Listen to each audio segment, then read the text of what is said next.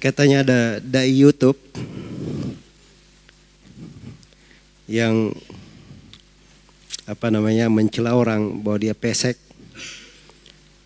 terus berdalilkan dengan hadits bahwa bersombong kepada orang-orang yang sombong itu adalah sedekah.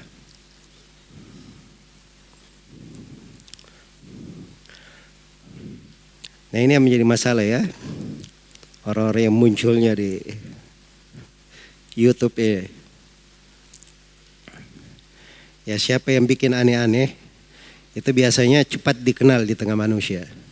Itu ambil aja kaidah. Kalau ingin cepat terkenal, bikin yang aneh-aneh saja, yang banyak orang tidak melakukan. Atau bikin sensasi, bikin hal yang heboh. Nah, itu cepat terkenal tuh.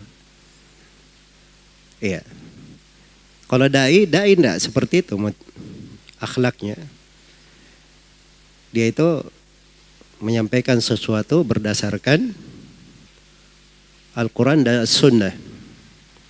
Padahal yang dicintai dan diridhai oleh Allah Subhanahu wa ta'ala. Jangan berbicara sembarangan. Ya, tidak ada hadits yang seperti itu bunyinya. Itu memang berjalan ya di lisan orang-orang awam.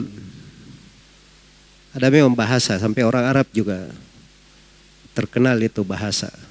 At-takabburu alal mutakabbiri sadaqah. Katanya bersombong terhadap orang yang sombong itu adalah sedekah. Ini hadits tidak ada asal usulnya dengan lafaz itu. Iya. Kalaupun ada, itu hadits yang batil, tidak diterima.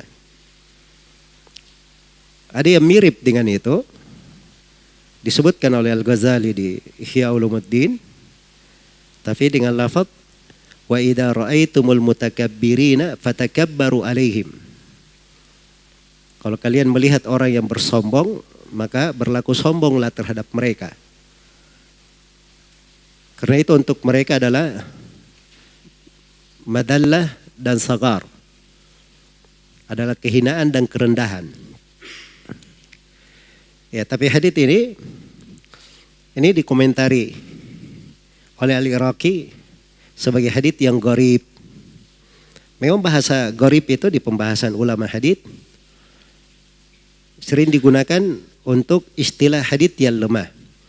Sebagaimana yang dipakai oleh Az-Zailai dalam Nasbur Raya, At-Tirmidzi dalam Jami' beliau.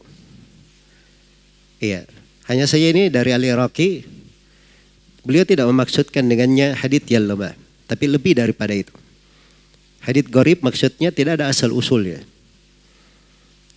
Iya, karena itu Tajuddin As-Subki rahimahullahu taala dalam At-Tabaqat di biografi Al-Ghazali ketika menyinggung kitab Ihya Ulumuddin, beliau katakan dalam Ihya Ulumuddin itu ada hadits-hadits tidak ada sanadnya. Salah satunya hadits itu tadi. Salah satunya. Dan hadits itu sudah disebutkan oleh sebagian ulama yang menulis tentang hadits-hadits palsu. Dihukumi sebagai hadits apa? Hadits palsu. Maka tidak diragukan dia adalah hadits palsu, hadits yang batil. Dusta atas nama Nabi SAW. Kok bisa berjalan di lisan seorang dai? Apalagi dia pakai ribut dengan artis. Ini akalnya di mana? Iya. Bersombong itu adalah akhlak yang dilarang, diharamkan dalam agama. Di dalam hadits Abdullah bin Mas'ud riwayat Bukhari dan Muslim, Rasulullah SAW bersabda, la yadkhulul jannata man kana fi qalbihi mithqalu dzarratin min kibr. Tidak akan masuk surga orang yang di dalam hatinya ada sebesar darah dari kesombongan. Nah, dikatakan tidak masuk surga. Bagaimana caranya dia katakan bersombong? Padahal ini adalah sifat apa? Yang seorang itu diancam tidak masuk surga siapa yang di hatinya ada sebesar darah dari kesombongan. Iya. Dan di dalam hadits qudsi memang telah disebutkan Allah Subhanahu wa taala telah menyebut wal kibriya'u ridai. Kesombongan itu adalah ridaku.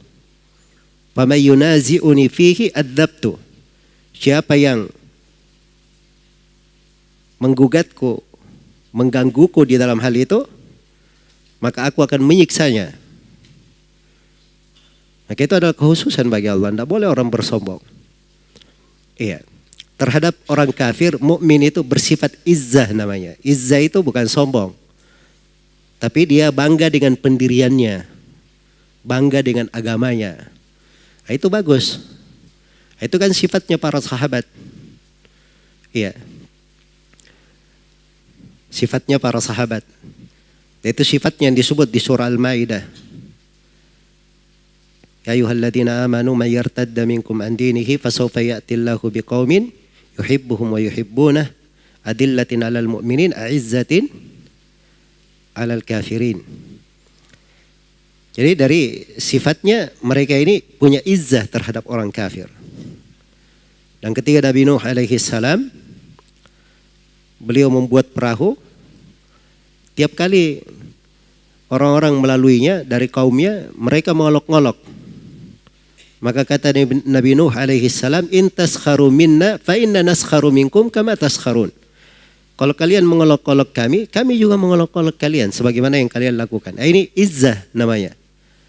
Merasa bangga dengan apa? Dengan agamanya. Dan itu bukan sombong, beda. Iya. Ya kalau disuruh bersombong, itu adalah hal yang keliru. Maka tidak diragukan, itu adalah hadits yang batil.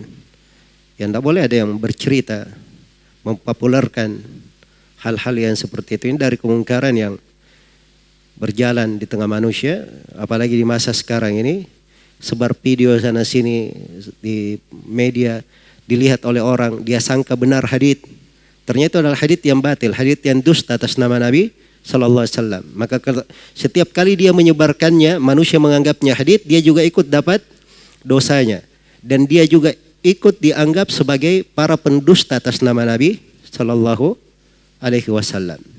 Karena Nabi Sallallahu Alaihi Wasallam bersabda, man haddatha bihadithin yura annahu kadhib fahuwa ahadul kadhibain. Siapa yang bercerita dariku sebuah hadits, hadits ini disangka dusta, diyakini atau disangka dusta, maka dia adalah salah satu dari pendusta. Jadi itu ada dua riwayat, bisa dibaca yura, bisa dibaca yara. Bisa dibaca ahadul kadhibain, bisa dibaca ahadul kadhibin. Salah satu dari dua pendusta, dan bisa dibaca salah satu dari para pendusta. Iya.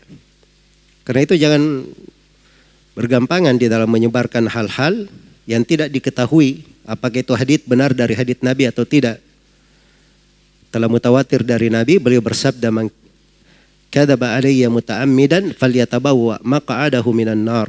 Barang siapa yang berdusta atas namaku dengan sengaja, hendaknya dia menyiapkan tempat duduknya dari api neraka. Semoga Allah memberi taufik kepada semuanya. Selain daripada itu, memaafkan itu adalah sifat yang terpuji. Dipuji memaafkan. Betapa banyak ayat-ayat hadits-hadits memuji orang yang memaafkan.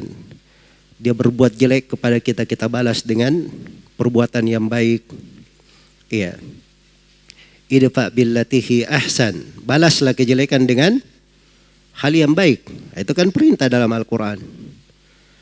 Nah, demikian pula seorang itu gemar hidayah untuk orang lain. Ada yang menyimpang dari jalan yang lurus, dinasihati, diperbaiki, diarahkan.